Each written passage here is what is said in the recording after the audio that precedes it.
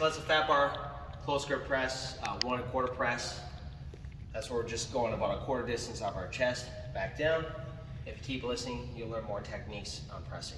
A couple things I want to go over with you with the fat bar. Number one, this is a really big diameter fat bar. The nice thing about fat bar is you're gonna move through less range of motion as a result of it. It works really well for people that have shoulder pain. It's really good for learning the bar path as it has a weird center of gravity. Finding your grip on here is a little bit different. What happens is you're gonna literally kind of have your elbows turned like this. So you still want to focus, you kind of grab the bar like this, so you still really have to focus on turning the elbows in. As always, when you do just your normal grip, you take your thumb to your thigh, come straight up, and then you're going to adjust in or out a little bit based on your preference. So for me, I know I like my grip right about here, and my grip, you got to turn in a little bit.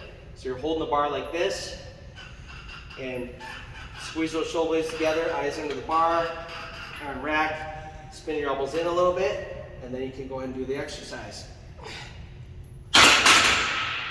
So I'm going to teach you how to find your optimal grip for just normal benching, whether it's a flat bench, barbell benching, barbell incline, barbell decline, and I'm also going to show you close grip. So I'll show you how to do both of these in this video, in this segment.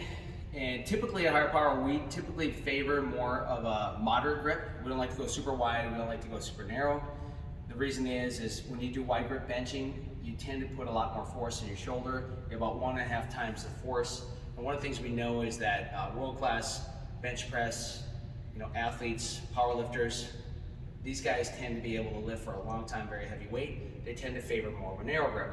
So we tend to do a little bit more of a narrow grip. So to find just your optimal grip, what you do is you go just stand shoulder width, feet a little narrower than shoulder width, bring your thumb to your thigh, and then just kind of come straight up. That's going to be about right for most people. Now you can come in a little bit narrower, you can come out a little bit wider, but this is going to be here, and then we'll adjust it from there. That'd be for your classic grip. So now I'm going to go ahead and lie down, and we'll show you from a different angle. So now here's about my width from my thighs. I'm just going to go ahead and go down. And I actually like to go just a little narrower from there. So for me, what I like to do is I like my first knuckle to line up with the bar right there, and then wrap the thumb. And that's one technique. There is another technique you can do too. You could usually for a lot of people, they may also want to just take the tip of their thumb and line up with the knurling and the smooth part and wrap there. If you like just a slightly wider grip, but I like slightly narrower. So for me, I like this position. Now for a close grip, typically for most people, we teach 1 finger in or 2 finger in on the smooth. So that's how you do close grip.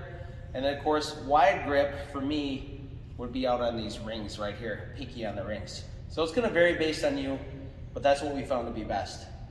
So when bench pressing, whether you're gonna do flat, decline, or incline, this technique is going to apply for all forms of bench pressing. I'm going to teach you the different contact points we need to maintain when we press.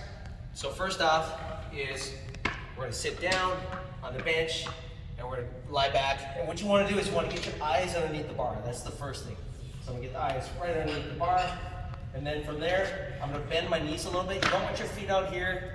You don't want to be super bent where you're on your toes, although a lot of powerlifters will do it. We want our feet firmly on the ground, but we do want a little bit of knee bend. So right there, I have a pretty good knee bend.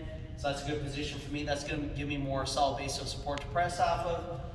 Then from there, I'm gonna pop up my chest. I always wanna keep my head down and my butt down. So I have my feet down, that's contact 1 and 2, butt down, contact 3, shoulders down, and head down, okay?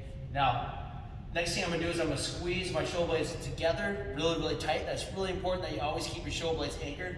So squeeze together, I'm gonna get my grip, and then from here, I'm gonna press up the bar. If you have a spotter, it's always good to have a spotter on the bench, not only in case you get stuck, but it does save your shoulders. If you're always unracking on your own, it's a little bit harder on your shoulders over time. So first thing I'm gonna do is I'm gonna press up, straight, bring the bar straight forwards. I'm gonna turn my elbows in a little bit, and then I'm slowly gonna come down either to the chest, or the biggest thing is range of motion. We always want a pain for your range of motion. Ideally, we're coming down to that chest, but if you're having a lot of pain, then you should use a range of motion that would be different for you. Maybe you would put a towel on your chest or a board, or you would just simply stop. We want maximum pain-free range of motion. And another thing too, as far as with this grip, I always want, when I press, you don't want your elbows flaring out with any type of grip, okay? Whether you're super wide or narrow, you always want your elbows turned in a little bit. As you press, your elbows are turned in as opposed to being up here. If your elbows come above your 90 degrees, you're gonna have a lot of pain in your shoulder. You're gonna create shoulder problems in your shoulder. So keep your elbows down, below your shoulder, ideally somewhere between a 45 and 60 degree angle. One thing we should talk about is bar path too. What happens is when people press, a lot of times they're gonna press in their arm, they're gonna press forwards, they're gonna press up and forwards like this. You can see my arms at relative, at an angle towards my body as opposed to being 90 degrees. What you wanna do is keep your shoulder blades tight. You're gonna come down and the bar is gonna come down and slightly forwards. And then as you press, you're gonna press the bar up and slightly back. Down and slightly forwards, up and slightly back. But as you're pressing, your forearms should be vertical at all times. So what you want to avoid is, avoid pressing forwards like that. Forwards like that. That's really hard on the shoulders and you have no leverage. Instead, keep your elbows under the bar at all times. Press up and slightly back, down and slightly forwards. And what you're doing is you're literally approaching, in the flat press, you're going to be approaching your sternum. So you're always controlling down and your target is right around the sternum or right around the line of the nipples and slightly below.